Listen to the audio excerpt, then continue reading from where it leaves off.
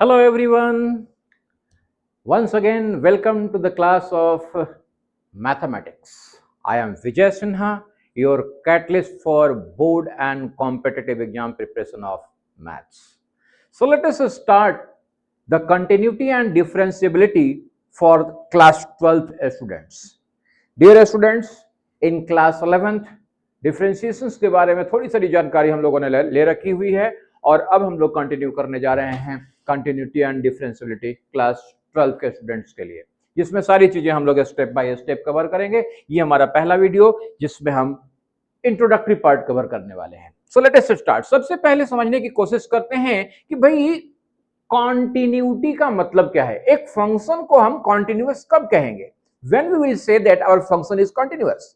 भाई अगर एक फंक्शन दिया हुआ है, सपोज करो हमारे पास एक फंक्शन है y is equal to function of x, यानी फंक्शन x का एक फंक्शन है y जिसे हम प्लॉट कर रहे हैं। तो भाई x की वैल्यू जैसे जैसे हम वेरी कर रहे हैं y की वैल्यू वैसे वैसे वेरी हो रही होगी। तो हमने उसे एक प्लॉट किया, तो एक ग्राफ बनकर के सामने आया। सपोज ग्राफ ऐसा बना है कि भाई हम अगर एक जगह से जहां से शुरुआत कर रहे हैं वहां से पेन पकड़ करके हम लोग जहां तक एंड है वहां तक जा रहे हैं, कहीं पे भी हमें पेन उठाने की जरूरत नहीं पड़ रही है, तो हम लोग क्या कहेंगे? हमारा फंक्शन जो है कॉन्टिन्यूअस है। एक फंक्शन को कॉन्टिन्यूअस कहने का मतलब यह है कि फंक्शन जिस रेंज जहां से जहां तक भी डिफाइंड है उस दायरे में हमारे फंक्शंस में कहीं ब्रेक नहीं लग रहा है, राइट? कहीं पे भी ब्रेक नहीं, यानी पेन उठाने की जरूरत नहीं पड़ रही, हमारा ग्राफ कॉन्टिन्यूअस है। अगर ग्राफ कॉन्टिन्यूअस है इसका मतलब है कि हमारा जो फंक्शन है वो क्या है? कॉन्टिन्यूअस है, राइट? एग्जाम्पल के तौर पे मैं कुछ एग्जाम्पल लेने, अच्छा डिसकंटिन्यू कब कहेंगे? सपोज करो कि यही फंक्शन चल रहा था लेकिन एक्स के इस पर्टिकुलर वैल्यू पे, मान लो सपोज एक्स के इस वैल्यू पे हमें ये वैल्यू अनडिफाइंड हो गया और फिर इसके आगे वाले फंक्शंस पे मिल गया हमें, तो डेफिनेटली एक पर्टिकुलर कहीं पे भी किसी भी वैल्यू पे अगर हमारा फंक्शन ब्रेक हो रहा है तो हमें क्या कहेंगे कि हमारा फंक्शन जो है कॉन्टिन्यूअस फंक्शन नहीं है, ये डिसकंटिन्यूअस फंक्शन है, राइट? सारी चीजें हम देखेंगे।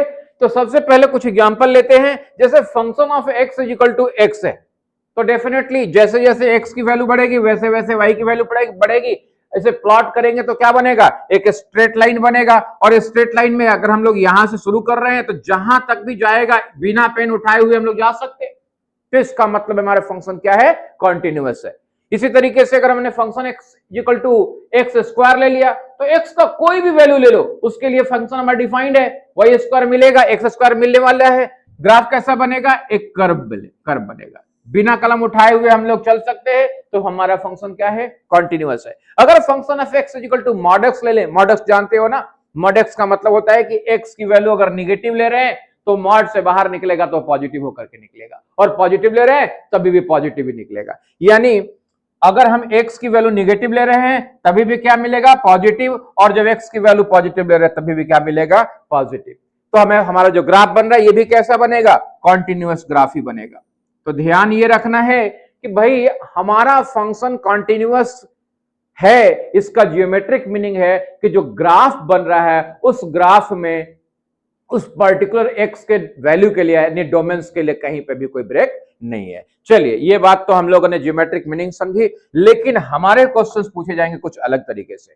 हमें कहा जाएगा एक फंक्शन दे करके कि बताइए इस पर्टिकुलर पॉइंट पे हमारा फंक्शन कॉन्टिन्यूअस है या नहीं। तो कैसे प्रूफ करते हैं, कैसे पता करते हैं कि हमारा फंक्शन कॉन्टिन्यूअस है कि नहीं? तो इसके लिए दो तरीके हैं, दोनों तरीके पहले समझ लेते हैं। कह रहे हैं कि continuity of a function of at a given point, एक किसी भी पॉइंट के ऊपर, मान लो एट ए पॉइंट ए पूछ रहा है, at a point A point पे हम कंटिन्यूटी की बात कर रहे हैं, तो कह रहे हैं कि ये function f x is said to be continuous at a point a if it's in its domain. भाई ए कहां होना चाहिए? इसके डोमेन में होना चाहिए।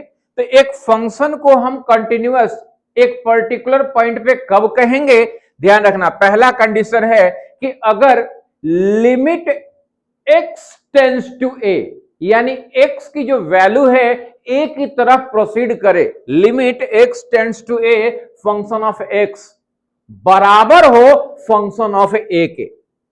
फंक्शन ऑफ a का जो वैल्यू है वही limit x tends to a function of x की वैल्यू अगर आ जाए तो हमारा फंक्शन क्या कहलाएगा, a पॉइंट पे कॉन्टिन्यूअस, राइट। लेकिन ये वाला कॉन्सेप्ट तभी इस्तेमाल होगा जब हमारे फंक्शन जो है नियर बाई में एक पर्टिकुलर, जैसे पॉइंट ए पे पूछा हुआ है तो ए पॉइंट के आजू बाजू में दाएं बाएं में वैल्यू थोड़ा चेंज कम ज्यादा हो रहा हो तो फंक्शंस में कोई फर्क नहीं पड़े, सेम डिफाइंड हो, वैल्यू सेम हो।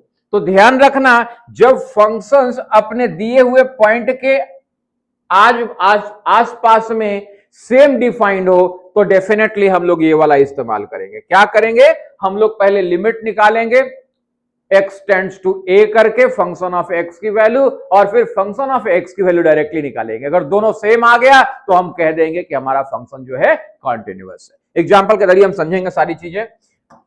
दूसरा कंडीशन कहा गया कि अगर मान लो कि आपका जो फंक्शन है वो एक दिए हुए पॉइंट के इर्द गिर्द में सेम नहीं है। एग्जांपल के तौर पे मैं मान लूं कि हमारे पास मॉड x डिफाइंड है, function x is equal to mod x defined है।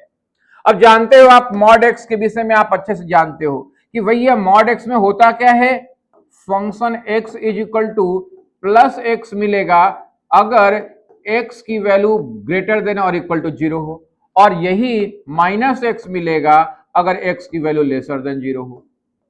अब जरा सोचो, अगर हमें कहा जाए कि x इज इक्वल टू 0 पे, यानी बताओ कि ये फंक्शन कॉन्टिन्यूअस है कि नहीं, तो अगर 0 से जरा सा भी इधर गए तो फंक्शन क्या डिफाइन हो गया, फंक्शन डिफाइन हो गया माइनस एक्स, और 0 से जरा सा इधर गए तो फंक्शन क्या डिफाइन हो गया, प्लस एक्स।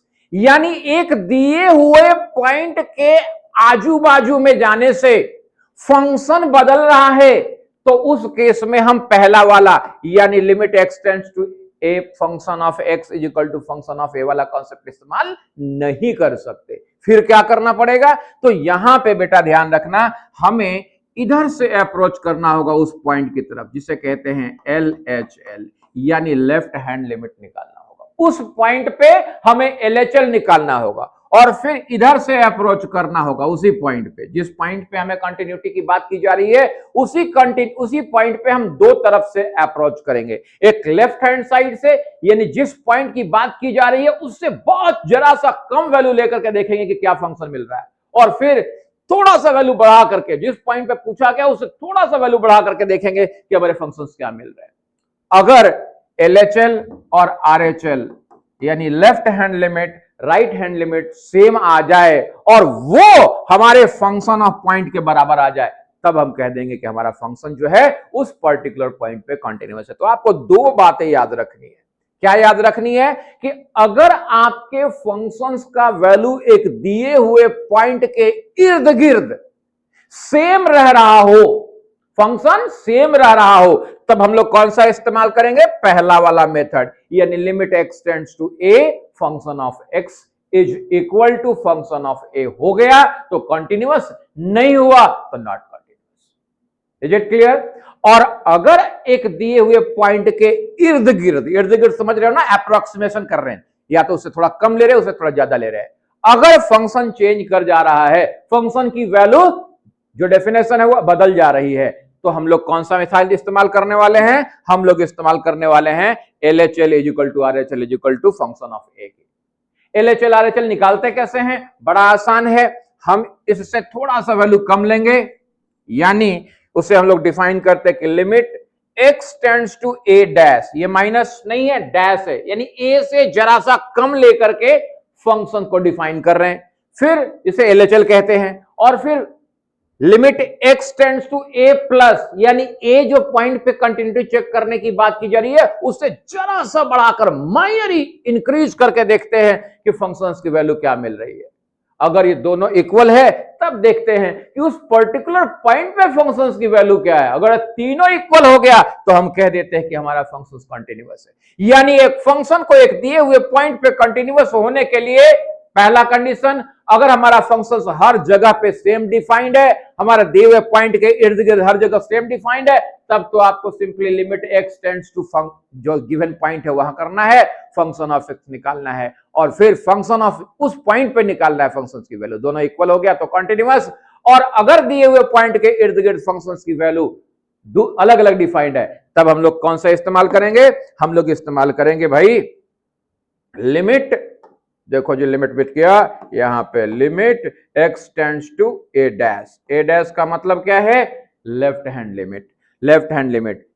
फिर चेक करेंगे limit x tends to a plus यानी राइट हैंड लिमिट, और फिर निकालेंगे फंक्शन ऑफ a। तीनों इक्वल हुआ तो हमारा फंक्शन कॉन्टिन्यूअस होगा एक पॉइंट पे। भाई इनमें से कोई भी अगर अनइक्वल हुआ तो हमारा फंक्शन कॉन्टिन्यूअस नहीं होगा। Is it clear? चलिए एक क्वेश्चन करते हैं हम लोग समझने के लिए, यहां पे प्रैक्टिकली तो ज्यादा आसानी से समझेंगे। कह रहा है कि check the continuity of a f given by function of x equal to 2x minus 5। क्या ये कॉन्टिन्यूअस है x इक्वल टू 0 पे? जरा ध्यान से देखना, हमारे पास फंक्शन क्या है? हमारे पास फंक्शन है 2x माइनस 5। अब जरा सोचो x इक्वल टू 0 पे पूछ रहा है, x इक्वल टू 0 पे कि कॉन्टिन्यूअस है कि नहीं। जरा सोचो x इक्वल टू 0 से हम कम ले लें तभी भी हमारा फंक्शन तो यही डिफाइन है, और 0 से ज्यादा ले लें तभी भी यही फंक्शन डिफाइन है। फंक्शन बदल नहीं रहा, फंक्शन जो डिफाइन किया गया है वो सब जगह पे सेम है। तो सब जगह पे सेम है, इसका मतलब कौन सा मेथड इस्तेमाल करेंगे? पहला वाला मेथड। क्या निकालेंगे? लिमिट x टेंड्स टू, चूंकि 0 x इक्वल टू 0 पे चेक करने के लिए कहा जा रहा है, इसलिए limit x tends to 0 function of x। अब भाई function of x equal to 0 पे भी वही डिफाइंड है, तो क्या लिखेंगे? Limit x tends to 0, function of की वैल्यू लिखेंगे 2x माइनस 5। ये क्लास 11th में सब पढ़ा हुआ है लिमिट में। अब x की वैल्यू अपने फंक्शंस में जो भी डिफाइंड उसमें रखेंगे, तो x की वैल्यू रखें 2 इंटू 0 माइनस 5, 2 इंटू 0 0 0 माइनस 5 आ गया, राइट। अब जरा फंक्शन ऑफ x डिफाइन है हमारा, तो फंक्शन ऑफ 0 निकालें। Function of 0 is equal to क्या होगा? हमारे पास फंक्शन क्या डिफाइन है? 2x minus 5। x की वैल्यू जैसे 0 रखे, यहां पे भी ये क्या आ गया? माइनस 5। यानी हम देख रहे हैं कि limit x tends to 0 function of x equal है फंक्शन ऑफ 0 के, तो इसका मतलब हमारा फंक्शन जो है कॉन्टिन्यूअस है। तो हम लोगों को लिखना पड़ेगा, क्या लिखना पड़ेगा? हमें लिखना होगा कि limit x tends to 0 function of x is equal to function of 0 is equal to minus 5, therefore function fx is equal to 2x minus 5 is continuous at x is equal to 0। इस तरीके से आपको लिखना होगा everything, तभी जाकर के आपको मार्क्स पूरे मिलेंगे। कम टू द नेक्स्ट, अगला कह रहा है कि डिस्कस, दो एग्जांपल ले रहा हूं। Discuss the continuity of a function given by mod x. अभी जब एक्सप्लेन कर रहा था मैं, मॉड एक्स वाले जरा देखे इसमें क्या होगा।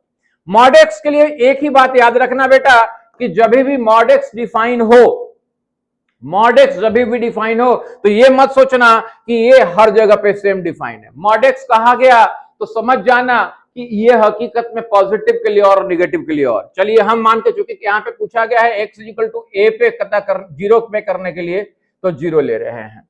अब जरा सोचो, मॉड को खोलेंगे तो इसको क्या लिखेंगे? Function of x equal to plus x. कब plus x? If x is greater than और इक्वल टू 0। एक्स अगर पॉजिटिव है तो हमारा जो मॉड खुलेगा उसकी वैल्यू क्या आएगी? पॉजिटिव ऑफ एक्स ही आएगा। लेकिन अगर ये एक्स की वैल्यू जो है लेसर देन 0 है, निगेटिव है, तो चूंकि हमारे रिजल्ट क्या मिलना चाहिए? पॉजिटिव, तो इसलिए हकीकत में वैल्यू क्या आती है? फंक्शन का डिफाइन हो जाता है माइनस एक्स। ये बड़ा इंपॉर्टेंट है बेटा, ये याद रखना कि फंक्शन ऑफ एक्स को जब भी डिफाइन करते हैं मॉड के रूप में, मॉड ऑफ, तो क्या होता है हमारा? Function of x is equal to positive of x होता है अगर एक्स 0 से बड़ा या बराबर है, और निगेटिव ऑफ एक्स होता है अगर 0 से छोटा। ये बात दिमाग में चल। मॉड खोलने आना चाहिए, मॉड अगर नहीं खोलने आता है, मॉड गलत खोल लोगे तो सारा कुछ खराब हो जाएगा। सो लेट अस सी, जरा देखते हैं यहाँ पे ये 0, तो इसका मतलब जरा सोचो 0 से जरा सा इधर आए, 0 से जरा सा इधर आ गए तो क्या हो गया? निगेटिव। जीरो से जरा सा इधर आ गए तो क्या हो गया, पॉजिटिव। अब जरा सोचो, जीरो से जरा सा इधर आ गया निगेटिव, तो फंक्शन क्या डिफाइंड है इस एरिया में, फंक्शन ऑफ एक्स क्या डिफाइंड है, फंक्शन ऑफ एक्स डिफाइंड है माइनस एक्स। जीरो से जरा सा बड़ा हुआ ही नहीं कि फंक्शन एक्स क्या डिफाइंड है, प्लस एक्स डिफाइंड है। Sir x is equal to zero पे क्या डिफाइंड है, यहां पे भी function of x is equal to plus x defined है, राइट।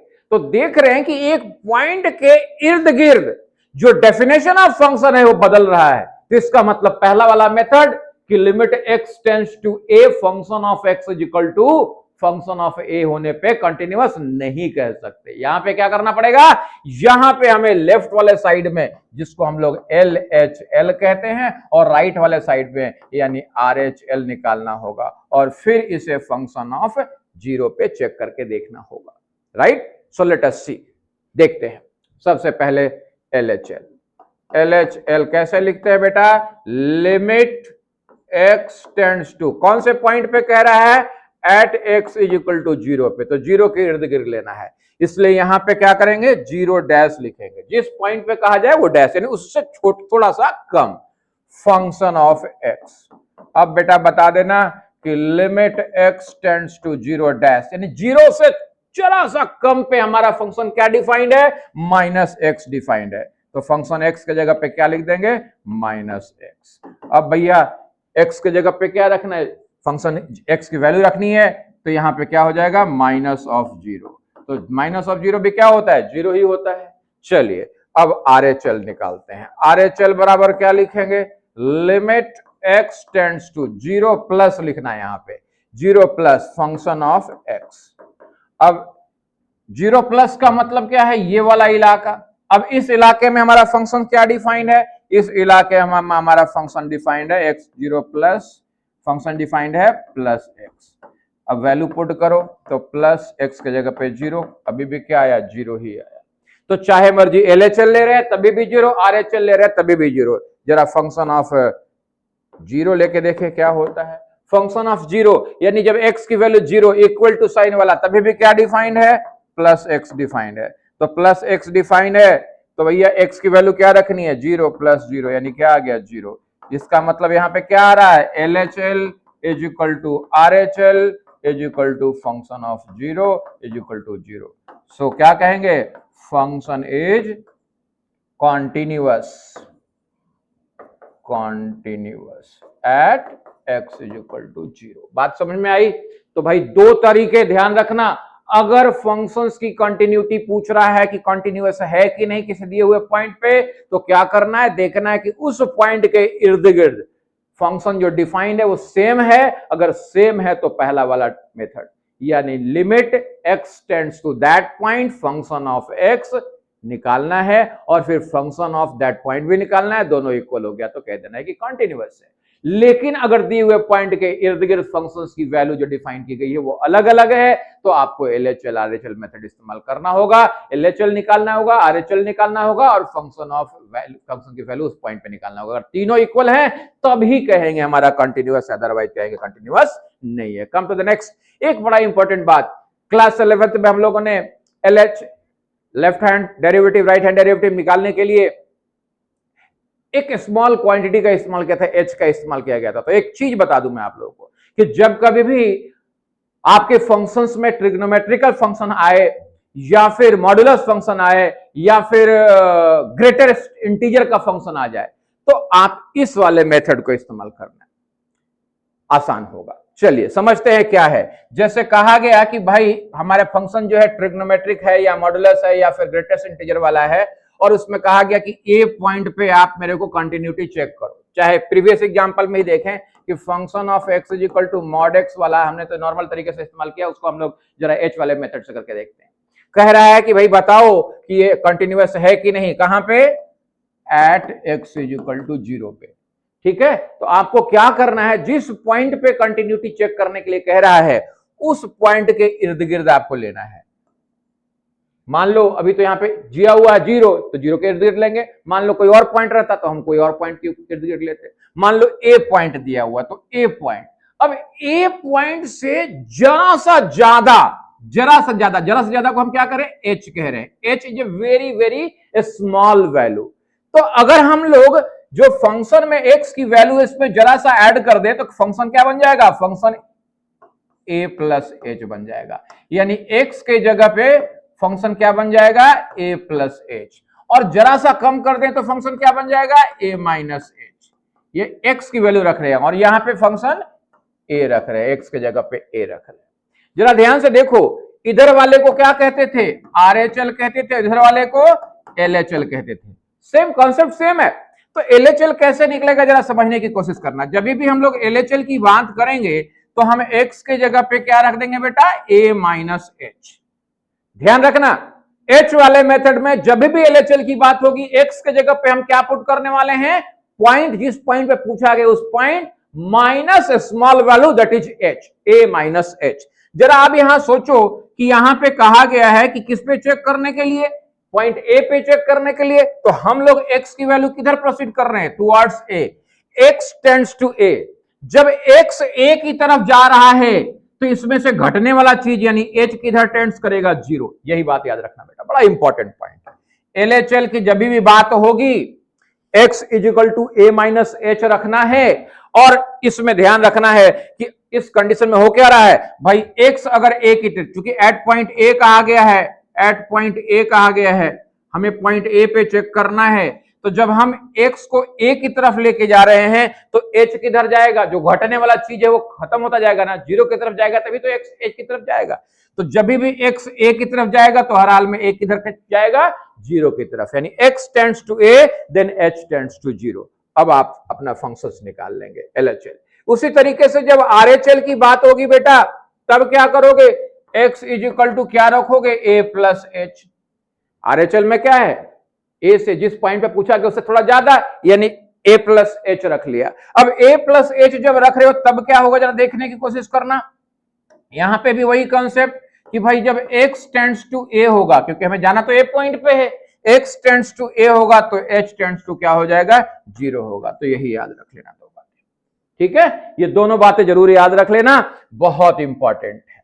अगर ये बातें याद है तो चलो इस वाले को हम h वाले मेथड से करने की कोशिश करते हैं।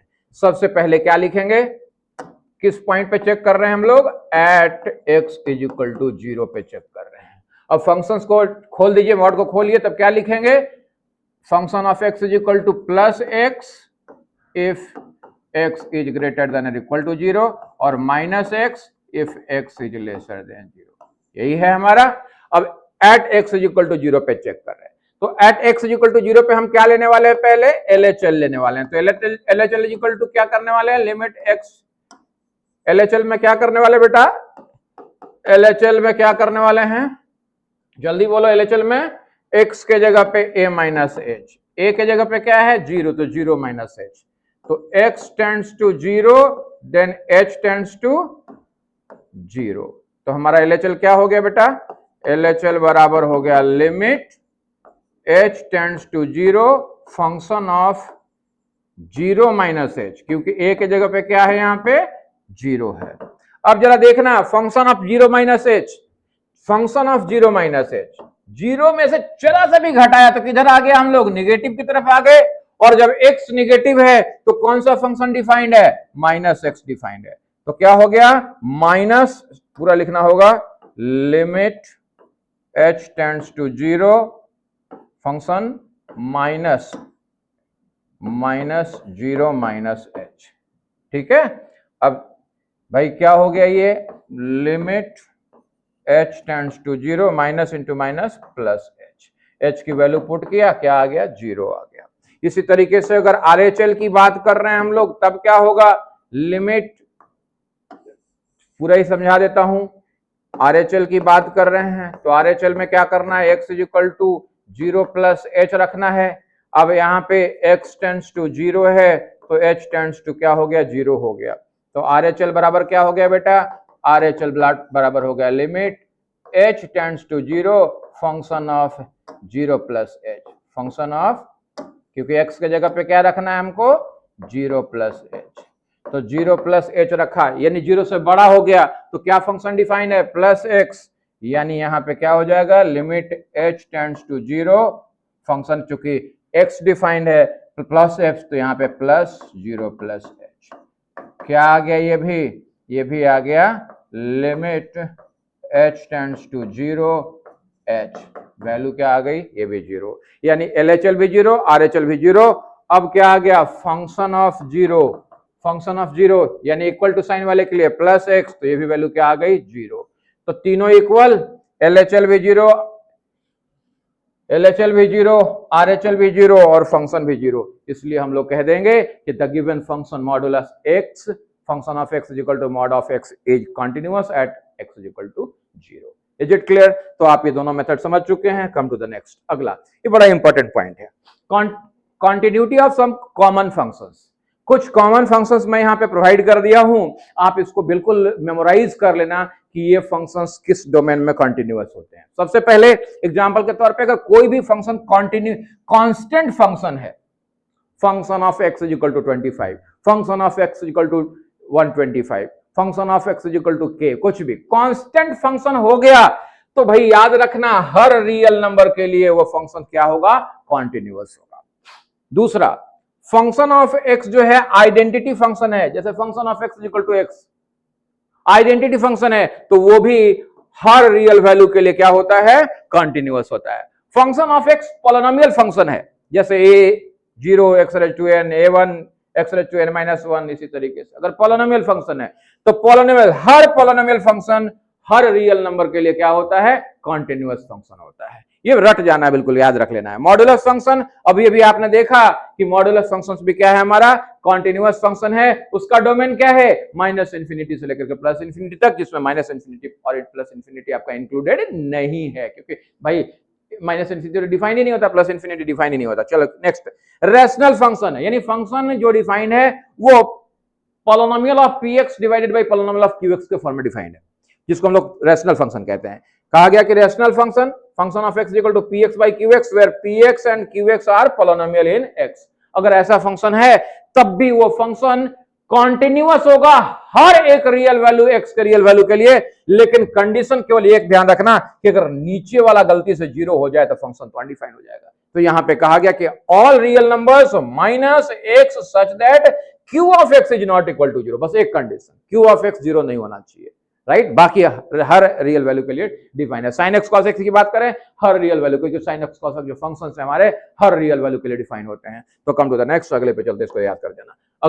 अगला कह रहा है कि ये बड़ा मजेदार चीज है, continuity of composite function. Composite function जानते हो, फंक्शन का भी फंक्शन, फंक्शन का भी फंक्शन, यानी एक फंक्शन के अंदर दूसरा फंक्शन, जब भी ऐसा रहे तब बड़ा इंपॉर्टेंट हो जाता है, बहुत इंपॉर्टेंट हो जाता है। ऐसे क्वेश्चंस प्राय आते हैं। कह रहा है कि मान लो कि हमारे पास दो फंक्शन है g and f, f and g be real valued functions such that function of g तो अपने आप में फंक्शन है और g का भी फंक्शन क्या है, f of g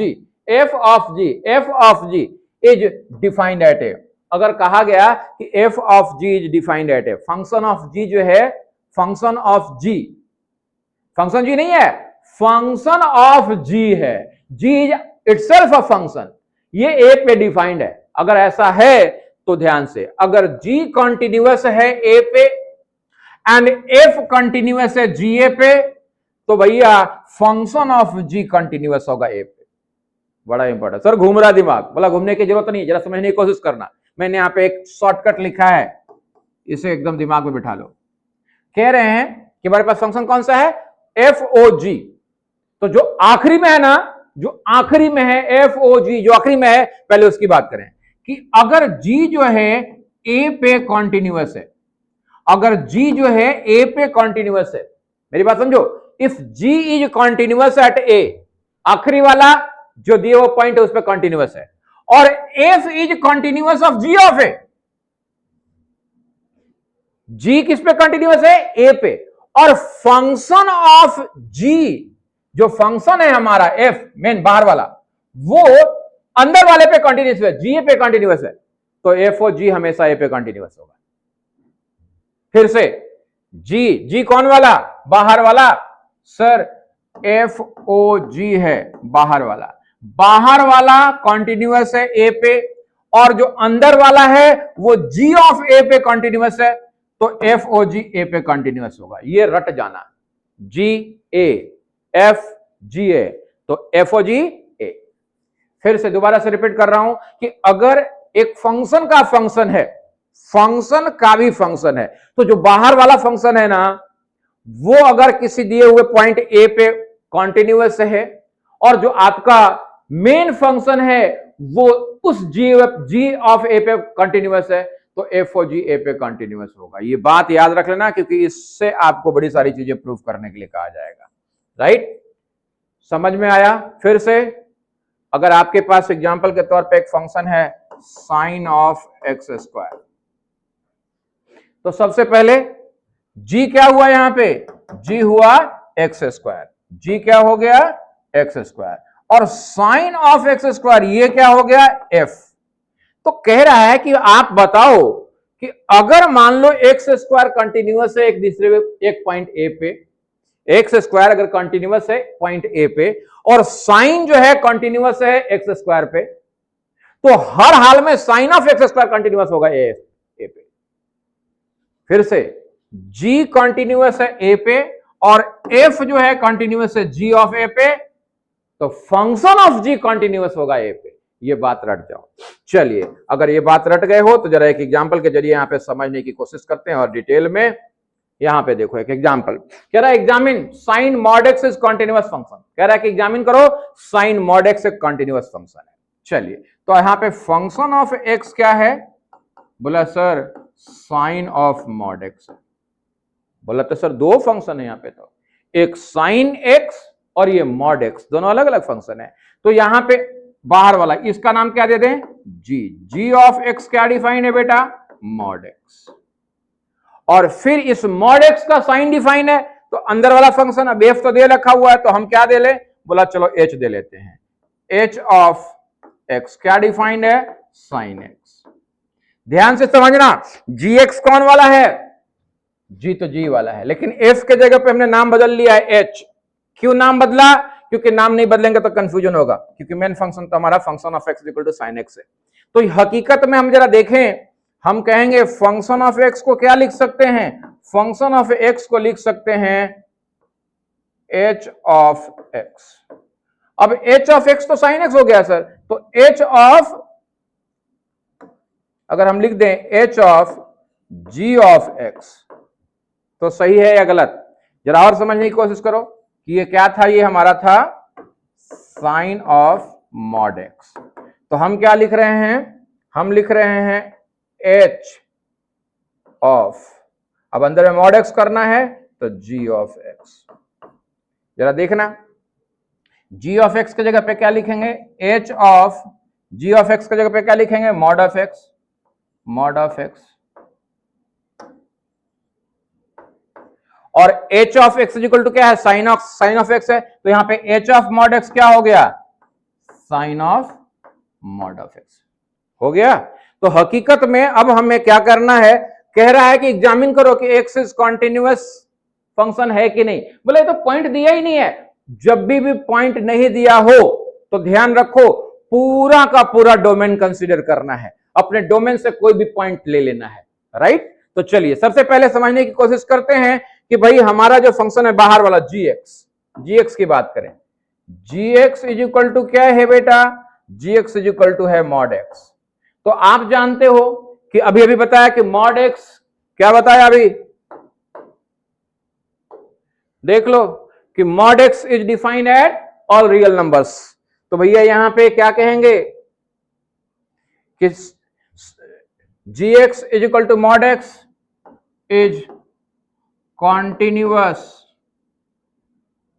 such that x belong to R. हर एक्स के ऊपर, आर रियल नंबर के ऊपर क्या है हमारा फंक्शन? कंटिन्यूअस है। तो भैया जी एक्स तो कंटिन्यूअस हो गया आर पे। ए पे कह रहे थे कि जी अगर ए पे कंटिन्यूअस है, जी हमारा आर पे कंटिन्यूअस है, जी हमारा आर पे कंटिन्यूअस है। और h of g x, h of g x क्या है हमारा? Sine x. और साइन एक्स जानते हो कि कंटिन्यूअस होता है, sine x. H of g x is continuous, या यू कह लो सिंपल कि एच एक्स जो है, h x is equal to क्या है? साइन एक्स है, इज कॉन्टिन्यूअस एट gx। भाई साइन एक्स के हर वैल्यू के ऊपर, सॉरी एक्स के हर वैल्यू के ऊपर ये, यानी इसके लिए कंटिन्यूअस है, तो gx इज इक्वल टू ये कंटिन्यूअस है r के वैल्यू है हर वैल्यू पे, और hx जो है डिफाइंड है हमारे हर gx के लिए, तो इसलिए क्या कहेंगे, g of h will be, यानी g ऑफ h क्या है हमारा, देख लो g, sorry g of h नहीं है, h ऑफ g है, गलती कर रहा हूं, h ऑफ g will be continuous at x belong to r। हर रियल नंबर के लिए हमारा क्या होगा, फंक्शंस कॉन्टिन्यूअस होगा। इज इट क्लियर, ये बात समझ में आई? चलिए, अगर ये बात समझ में आई, कंपोजिट फंक्शन समझ में आया, तो चलिए जरा और समझते हैं अब algebra of continuity of the function. Algebra of continuous function भाई बड़ा सिंपल है, कुछ है ही नहीं, जोड़ घटाव गुणा भाग का नियम है। याद रखना है कि अगर हमारा एक फंक्शन, सपोज एक फंक्शन, दो फंक्शन है g एंड f, और दोनों ही फंक्शन एक पॉइंट पे कंटिन्यूअस है, दिए हुए पॉइंट पे कंटिन्यूअस है, g भी कंटिन्यूअस है, मान लो एक पॉइंट दिए हुए c पे, और f भी कंटिन्यूअस है एक दिए हुए पॉइंट c पे, तो याद रखना उन दोनों फंक्शंस का एडिशन, यानी function of f plus function of g भी कंटिन्यूअस होगा दिए हुए पॉइंट c पे। उनका सब्सट्रैक्शन, यानी function of x minus g of x करेंगे तभी भी कंटिन्यूअस होगा, यानी उनका एडिशन भी कंटिन्यूअस होगा उस पॉइंट पे, उनका सब्सट्रैक्शन भी कंटिन्यूअस होगा उस पॉइंट पे, उनका मल्टीप्लिकेशन भी कंटिन्यूअस होगा उस पॉइंट पे, लेकिन डिवीजन में थोड़ा सा दिक्कत है। क्या दिक्कत है?